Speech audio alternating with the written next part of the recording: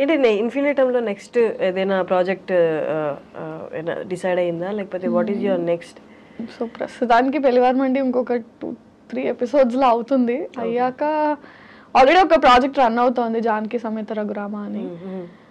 అది అండ్ చూడాలి, previous hit అయిన సిరీస్ సీక్వెల్స్ ప్లాన్ ఉన్నాయి. అంటే I did a series call date with boss, దాని సీక్వెల్ రాధా గోపాలం, దాని సీక్వెల్ ప్లాన్ అయితే ఉంది. ఇంకా ఆడియన్స్ని బట్టి వాళ్ళ రియాక్షన్స్, అంటే you can't keep on doing content with the same person. అంటే ఒకే కౌంటర్ పార్ట్తో కంటెంట్ చేస్తున్నా సరే బోర్ అయిపోతారు. And they somehow get use to seeing only with that person. అంటే వీళ్ళతో కంటెంట్ హిట్ అయితే వీళ్ళతోనే చెయ్యి అంటారు, బట్ దట్ డజంట్ వర్క్. అంటే కాస్టింగ్ మారుతూ ఉండాలి. So with different person for few days and maybe will come back to Pellivaramandi season 3 again. ఇప్పుడు చాలా మందికి వ్యూవర్స్కి ఉన్న క్వశ్చన్ ఏంటి అంటే, ఛానల్స్లో అయితే దే పే యూ మంత్లీ ఇట్లా అని, బట్ యూట్యూబ్లో వచ్చేసరికి అంటే ఈ వ్యూవర్షిప్ని బట్టి దే పే యూ ఆర్ మనకి సినిమాలో లాగా పర్ డే అలాగా, లేకపోతే ఈ ప్రాజెక్ట్ కింద అని? ఐఎమ్ అన్ ఎంప్లాయీ, సో అది ఛానల్స్లో లాగా మంత్లీయే పే ఉంటుంది. అంటే ఇట్ డిపెండ్స్. అంటే ఫ్రీలాన్సర్స్ అయితే ఒకలా ఉంటుంది, ఎంప్లాయీస్ అయితే ఒకలా ఉంటుంది, if you own a channel ఒకలా ఉంటుంది. అంటే నాకంటూ నా ఓన్ ఛానల్ ఉండి if I'm associated with it, partnership లాగా this part of revenue belongs to me, this part percentages ఉంటాయి. ఫ్రీలాన్సర్స్ ఉంటే నంబర్ ఆఫ్ డేస్ కానీ పర్ సిరీస్ కానీ ఉంటుంది. నేను ఎంప్లాయీని కాబట్టి నాకు అట్లే ఉంటుంది monthly. So number of videos per month అలా. So it depends on different people. Now that I am associated with Infinitum, I am an employee with Infinitum. So salary.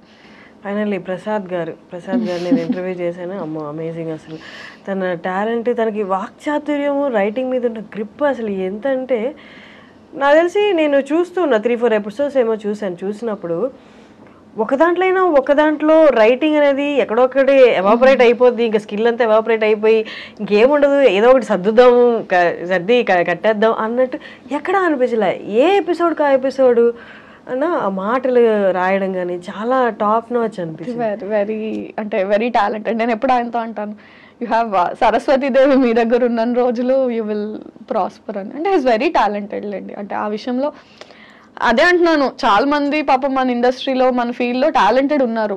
Right time తను కూడా చాలా రోజుల నుంచి ఉన్నాడు.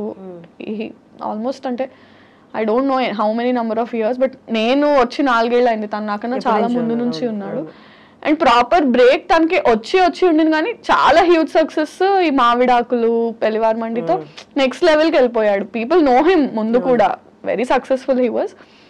సో మెట్టు ఎదుగుతూ now that is working for films also, రాస్తున్నాడు. Good. అంటే వెన్ మనుషులు ఎదుగుతుంటే యూ ఫీల్ నైస్, మన వాళ్ళు అనే దట్ ఫీలింగ్ ఇస్తారు. నార్మల్లీ ఒక యాక్టర్ మన స్టార్టింగ్లో కొంచెం రిలేటెడ్గా దీనికి మాట్లాడుకున్నాం, బట్ క్వశ్చన్ ఫార్మాట్లో ఇప్పుడు అడుగుతున్నాను. నార్మల్లీ ఒక యాక్టర్ ఏ ఇమోషన్ అయినా కరెక్ట్గా ఇమోట్ చేయాలి అంటే పర్సనల్లీ తన ఆ ఇమోషన్ని గట్టిగా ఫీల్ అయి ఉండాలి అని. ఫర్ ఎగ్జాంపుల్ హ్యూమర్ రాసే వాళ్ళకి విపరీతమైన లైఫ్ హర్డిల్స్ ఇచ్చి ఉంటుంది అంటారు. అలాగా యాజ్ అన్ యాక్టర్గా నువ్వు ఫుల్ ఫ్లెడ్జ్డ్గా నువ్వు కనిపించాలి అంటే నీ యాక్షన్లో నువ్వు అన్ని ఇమోషన్స్ గో త్రూ అయి ఉండాలి అని. How far do you agree with that? Go through అయ్యి ఉండాలి అంటే యాజ్ పీపుల్ మనం అందరం గో త్రూ అవుతాం. అంటే యాక్టర్ కాకపోయినా, ఫర్ ఎగ్జాంపుల్ ఒక కెమెరామ్యాన్ అయినా సరే ఏడుస్తాడు, నవ్వుతాడు, బాధపడతాడు, ఆనందపడతాడు. Every person goes through all emotions in his life. అంటే సో ఎందుకు జనాలు చూసి నచ్చుకుంటున్నారు అంటే వాళ్ళు ఆ సీన్లో ఏడ్చారు, యాక్టర్స్ ఏడ్చి చూపించారు, దానికి వాళ్ళు రిలేట్ అయ్యారు. So all of us go through all those emotions to perform them. అంటే ఆన్ స్క్రీన్ మీద నేను ఏడ్చినట్టు నవ్వినట్టు రియల్ లైఫ్లో అంత నవ్వకపోవచ్చు, అంత ఏడవకపోవచ్చేమో, కానీ acting is about making it loud and making people also feel along with you. అంటే అంత బిగ్గర్గాను అంత ఏడుస్తూనో నిజం లైఫ్లో మనం ఏడకపోవచ్చు, ఓ రూమ్లోకి వెళ్ళి ఎవరు చూడకుండా ఏడ్చేసి వస్తామేమో. But on screen if your crying you have to make it so visible, so loud, so teary that people say అర్రే నిజంగా అందరం అలా ఆడవం. Acting is different. అంటే నీకున్న ఇమోషన్స్ ని ఒక 10x 20x చేసి మ్యాగ్నిఫై చేసి చూపిస్తాం మనం యాక్టింగ్ లో. అందరం అలాంటి ఇమోషన్సే గో త్రూ అవుతామని లేదు. బట్ లైఫ్ లో career set backs and love breakups ఇవి చాలా యాడ్ అవుతాయి ఇమోషనల్ సీన్స్ ఇమోట్ చేయడానికి అంటారు.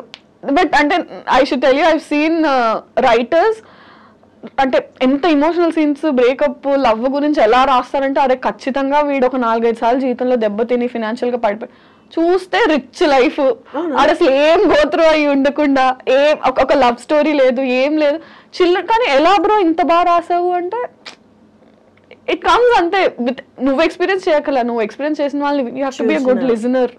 చూసినా కూడా అంటే మనం అనుకుంటాం అంటే to be able to do ఇంత బాగా చేశారు ఇంత న్యాచురల్ గా చేశారు అంటే మీరు కూడా acting doesn't work like that and even writing doesn't work like that. అంటే ప్రొఫెషన్ స్కిల్ వేరు పర్సనల్ ఎక్స్పీరియన్స్ వేరు అంతే. Nice talking to Virajitha. అసలు విరాజిత పేరు మీనింగ్ ఏంటి? సమ్మన్ హూ విరజల్లడం డిస్ట్రిబ్యూట్ చేసి స్ప్రెడ్ చేసే పర్సన్. మంచి పేరు అసలు. చాలా రేర్. డాడీకి థ్యాంక్ యూ చెప్పాలి చాలా మంచి పేరు పెట్టారు. చాలా రేర్ కదా ఆ పేరు పలకడానికి కూడా చాలా కష్టపడతారు. నేనే 2-3 సార్లు తడబడ్డాను. మామూలుగా పలికేసాను కానీ రోల్ అయ్యే కెమెరా అలవాటు అయిపోయాక. That's nice. Great talking to you. No, same kind of journey కదా. It was like నాకు చాలా హ్యాపీగా అనిపించింది ఇవన్నీ షేర్ చేసుకోవడం మాట్లాడడం. ఇంటర్వ్యూ కాకంటే షేర్ చేసుకున్నట్టుంది. Yeah, that's nice for thank you for coming and all the best for your next project. Thank you so much.